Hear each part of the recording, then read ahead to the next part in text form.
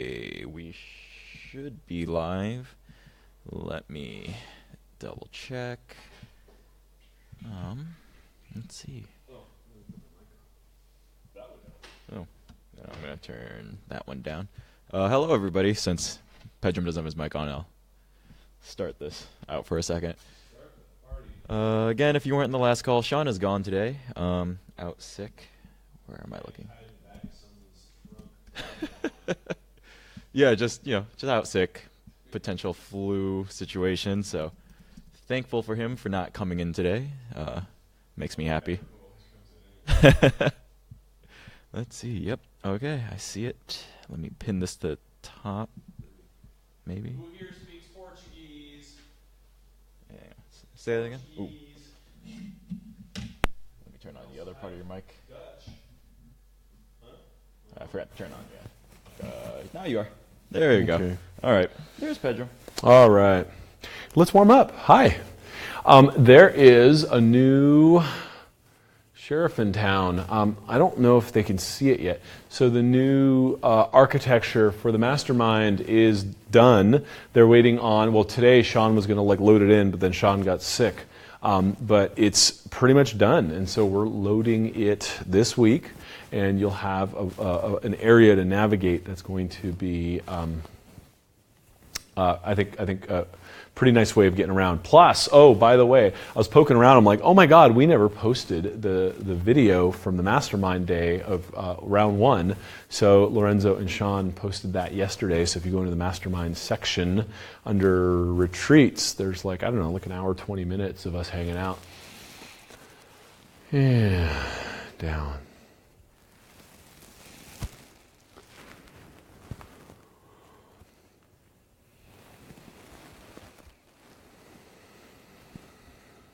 And rise and drop.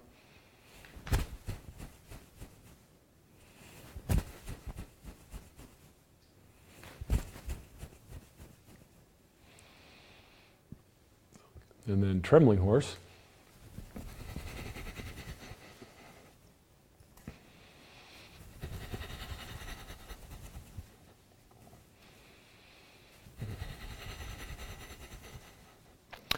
And Wu Chi posture. Just relax and hang out.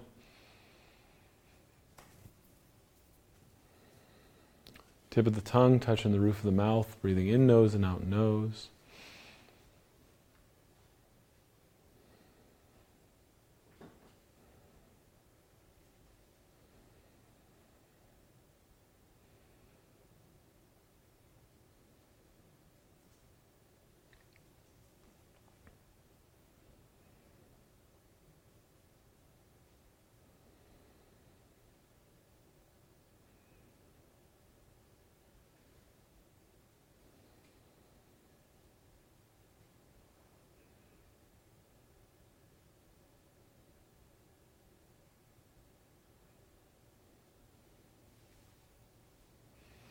So this is one, I don't know if we've done this one in at least the recent iteration of Mastermind. It's called the triple burner exercise. Maybe we've done it, maybe we haven't, but we're doing it now. So come up into Tai Chi post. This is going to fall into the health category. It's more for Sean. Tip of the tongue touching the roof of the mouth. And what we're going to do, just line up for a second, feel your body.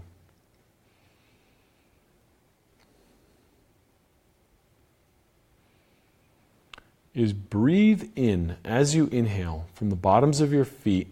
And when I say the bottoms of your feet, this one, remember how we always talk about going in at the upper third. This one we kind of go straight through the middle of the foot. So is this better here? Okay, so right in the middle of your foot, because normally we breathe through this point, kidney 1, right in the middle of your foot is what I want you to breathe in through. As you breathe in through that point on both feet, also breathe in through your crown as you inhale and fill this area in your chest. And as you exhale, project white light from your hands directly into your chest. And feel that area fill up with white light. So it's inhale, Breathe chi up through the feet, down through the crown, into this area. Exhale then white light from your palms here and here into your chest. It's called the triple burner exercise. It's a fantastic health exercise. And we're going to do this same thing at different levels, and then there's going to be another thing that we do. But we're going to hang out here for a minute, okay? Lorenzo will keep time. We're here to hang out. Inhale through the crown and your feet to your chest area. Exhale, white light from your palms into your chest, and then from your chest back to your palms. Just kind of reflect and bounce that white light in that area. You can keep your eyes open or closed on this one. Tip of the tongue touching the roof of the mouth.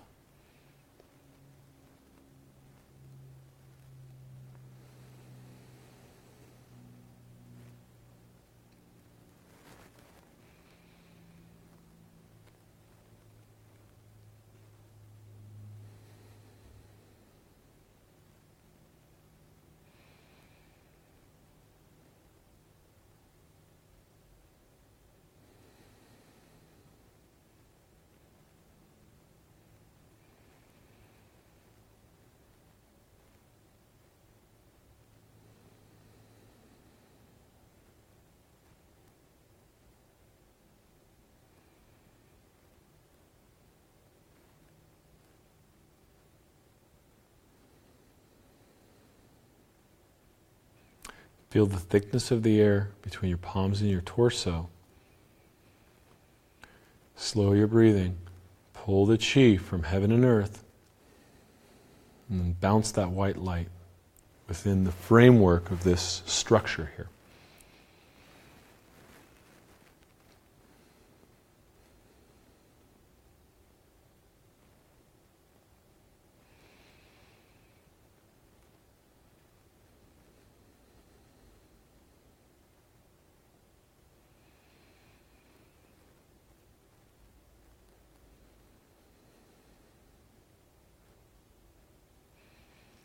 Typically we'll do this for about 2-3 minutes per posture. And by posture I mean really hand position on this one.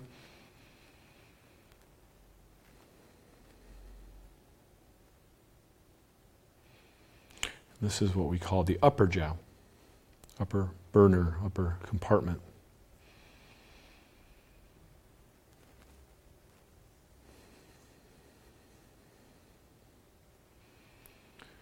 And then let's move to the middle. So right under, say, your xiphoid process, the middle jiao, we're going to do the same thing. So breathe in through the crown, up through the feet. Project white light from the palms now into the middle of your body, all these internal organs here, all this yummy stuff that doesn't get enough love and usually gets too much food or alcohol or grief.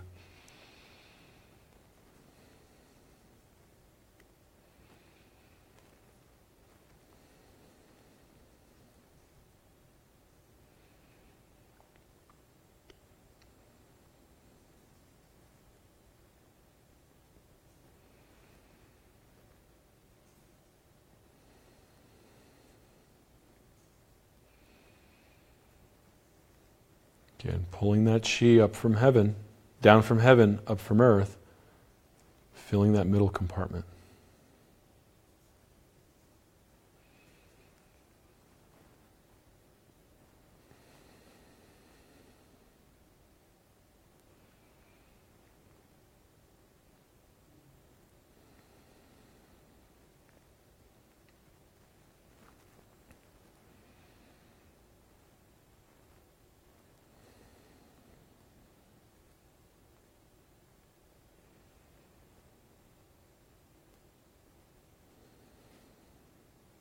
Couple more breaths here.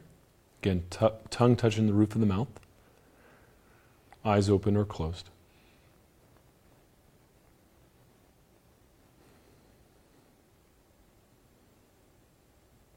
The brightest white light you can visualize.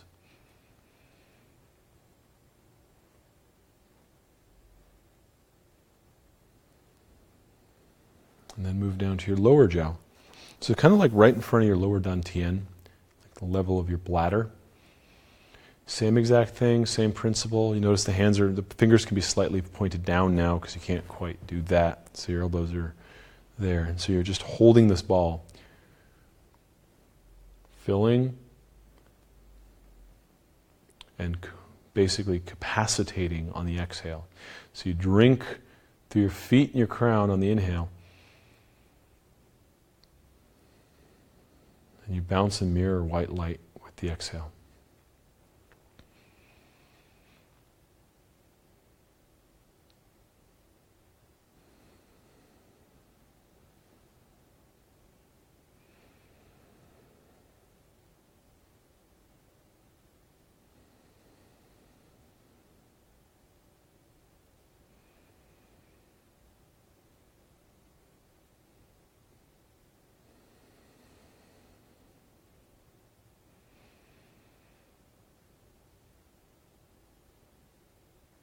Really feel what's happening in your body as you do this.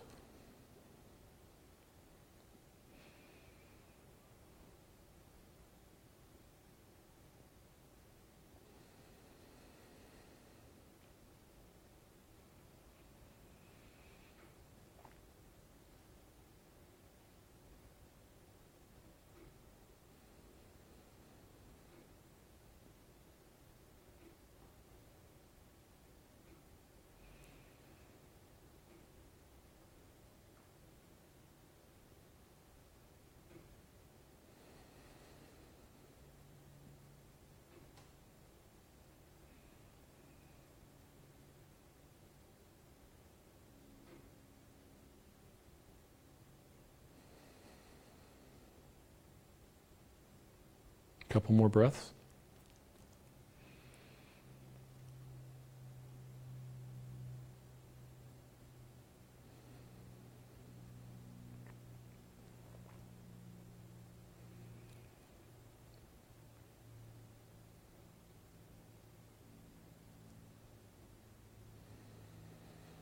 Last one. Palms off to your sides like so. This one's breathing is a little different. What you're going to do is you're going to breathe up. Your inhale is going to happen through those points right here on the bottom of your feet, here, and the centers of your palms. So you inhale up through the feet and the hands simultaneously, like you're filling your body all the way up with white light on the inhale, all the way to your crown. And then on the exhale, push that energy back down from your crown, through your body, through your hands and your feet, back into the earth. So now you're exchanging light with the earth as you breathe in and out.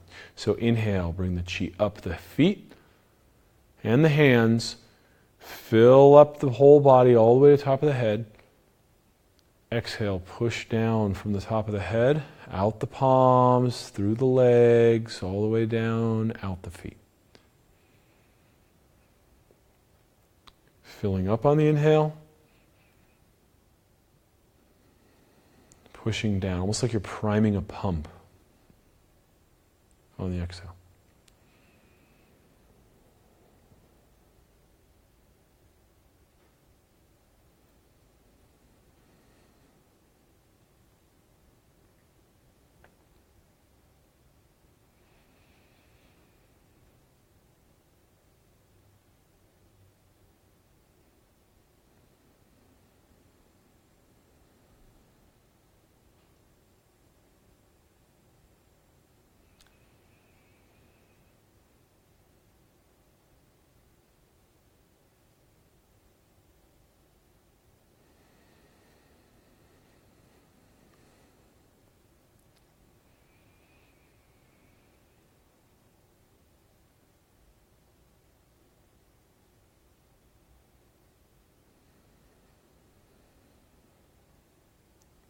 A few more breaths.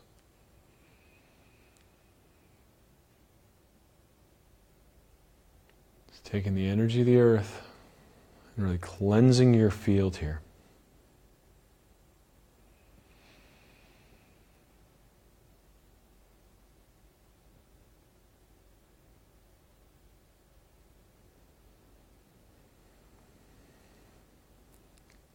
In nose out, nose.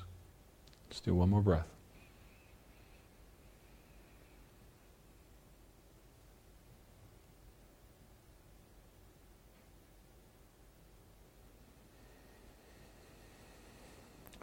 Breathe out the mouth.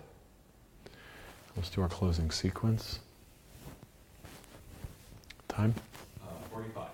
Great. Dude, I'm like a homing pigeon with time now. Like I know the halfway point.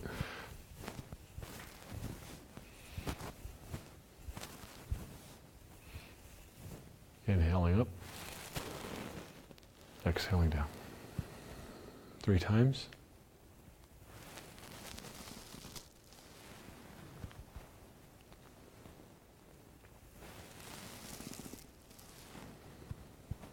And then we're going to do rise and drop. Inhale, come up on your toes. Exhale, drop and bounce. Let all the tension sink through your feet into the earth. 3 times.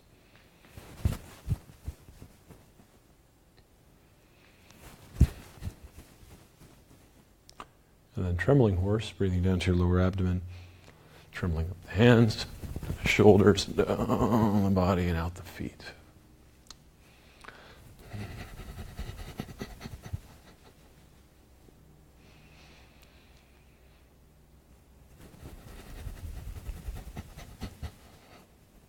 Okay, hang out in Wu Chi, see how you feel. Take a sip of my water.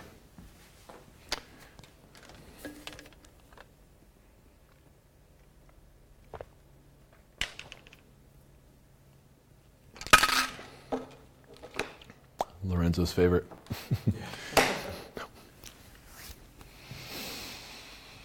Okay, so that's obviously going to go in the health series inside of the new mastermind area.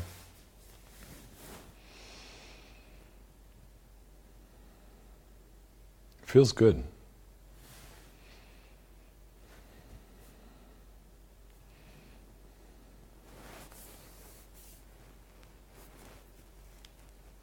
Okay, we'll open up to questions now. Whatever you want. Gina did ask one earlier question. If you have a chance to answer, number 2, cloud hands 30/31. I feel I am still leaning forward too much, like I was doing at retreat. Been sitting in low squat to try and help stretch, loosen. Not sure if that is working. Anything specific that you suggest I should do to counter tightness? So where's the tightness is the question. Is it the hamstrings or is it the sacroiliac joint? So is it your sacrum here, Gina, or is it your hamstrings? Because what you really want to do is you want to drop your butt back like you're sitting back on a toilet. So dropping back like so. And so I could even go back further, right? And then you come up, inhale, right? So as you exhale, just drop your butt back. And if you have a challenge there, then one of the things that you really want to do is you can like put your thumbs up like this. Let me do it this way. Put your thumb, this is like a CrossFit exercise where you keep your thumbs up so your scapulae stay back. And then you just rise your butt this way. Do 10. And really engage your butt muscles here. Same thing on the other side. Do 10. Right?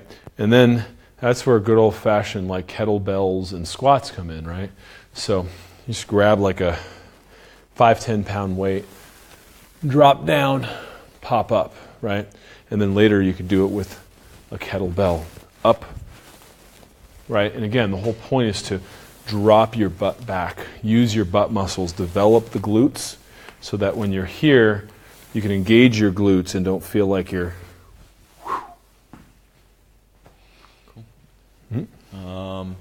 Dale asked book study next week, which yes, book study. Book study next week. Is next week, yeah. I'm trying to find my copy of Not in His Image. I don't know where the hell it is. I've torn through my house, torn through my office.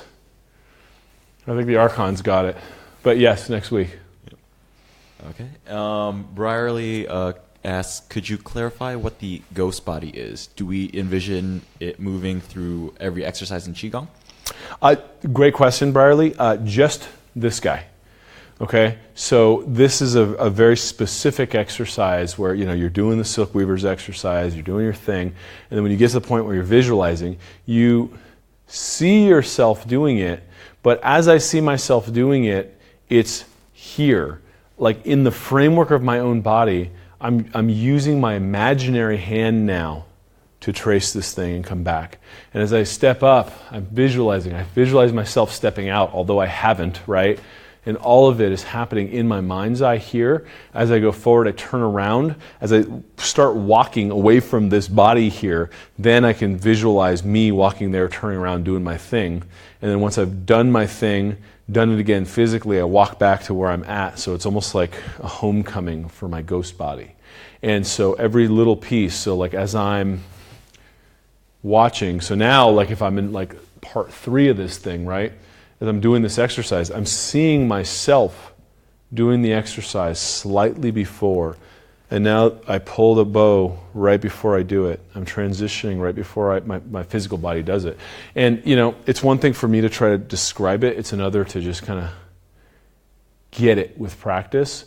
So you just keep doing it until that starts to bridge your perception of that reality with the reality of your physical body. Because then what happens is, so I'll actually use my ghost body in martial arts all the time. So I will be on top of somebody with my ghost body well before my physical body is, because then that helps me fill the spot and get there ahead of a tempo, right? I can visualize as something comes in, I'll let my ghost body block first and then literally spin and hit, and I'm already there because my energy body has driven the movement, and it pulls my physical body into it, and that's what you want. Because once you start bridging that gap, once you start understanding that your mind's eye and that visualization can drive your physical presence, your physical nature, your physical body, then what your mind's eye visualizes can also manifest in other things in the physical reality, and you start making things happen, right? It's not like Sai Baba style, but it could be, where it's just like, boom, here's this thing that I just manifested, right? But if I can see it in my mind's eye, I can have it created in reality, whether it's a machine shop in China or something that I sculpt later that day or something that magically happens to arrive in my life that was exactly what I had visualized, right? See, the Lord works in mysterious ways, but learning to bridge the gap between your kind of creative principle and the ability to manifest is just one of the many lessons that you learn in the Silk Weaver's exercise. It's a really good exercise. Cool. Joanne had a comment, this would be great barefoot. It feels like the upper jiao would be good for lung issues. In the last exercise, breathing up through hands and feet, I felt a big spiral on breathing up and spiral in the opposite direction, exhaling. Great. Yeah. Good. Yeah. That's very good. Yeah, and barefoot is better. And then Jess had a question, what do you think about the Mandela effect?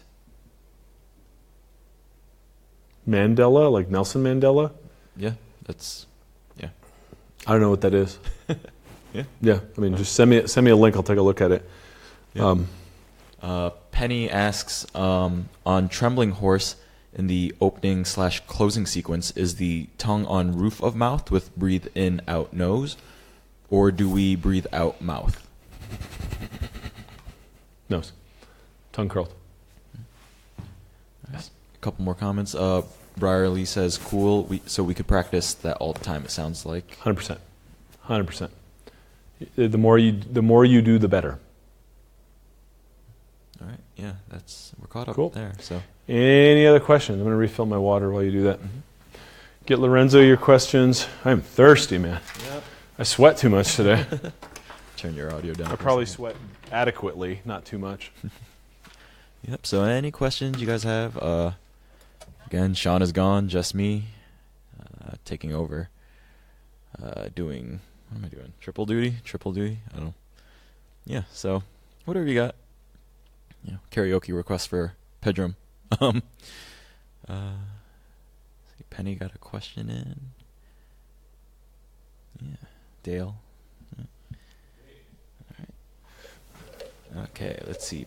Penny asks, I really like the exercise you taught on last week's call, which used Qigong, breathing and movement while standing, to heal/release a pain area. Is it okay to do that standing exercise after the 5 breaths, level 2 sequence? Yeah. Or would it be better to wait longer and do it at a separate time? You can do both. You can do both. There's no restrictions there, so just see what works best for you. But absolutely, you can do that. Should I close that door? Yeah, maybe. Before Mark. Yeah, starts beating his chest. Let's see. Joanne asks, are you doing part 1 and 2 retreat this summer?